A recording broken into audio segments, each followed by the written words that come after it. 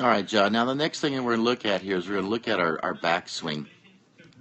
And I think you can appreciate this. Unfortunately, there is a correct way and an incorrect way to swing the golf club. And the more that we swing the golf club on a correct path or plane, then the more success we're going to have at the bottom. So the screen on the left was our original setup and swing. And from here, and again, what I'm looking at here, John, is I'm just looking at the backswing, okay? So that red line that I have there, I call it an elbow plane. That's the plane that I use. Some people use a shaft plane. Some people use a shoulder plane. But I just split it and go through the elbow, okay? So ideally what we want is we want that sweet spot to trace that line in a perfect world to the top of our backswing.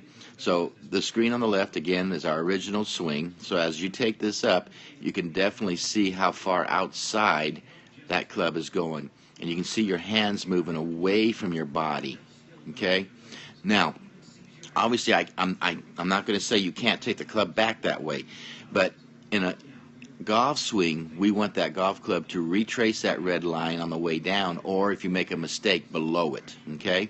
So now if you look at the screen on the right here, you're going to see, and we talked about this tilted circle and getting the club a little bit more around you, you can see the sweet spot is tracing that line a lot more. Your hands and club are on that line right now. It's perfect right there.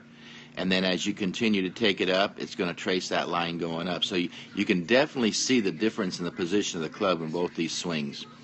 The swing on the right is more on plane, and we have more of a fighting chance, okay? At the top of the swing, you can definitely see how your hands are closer to the red line. The club is in a better position, and we talked about the grip, so let's look at the club face.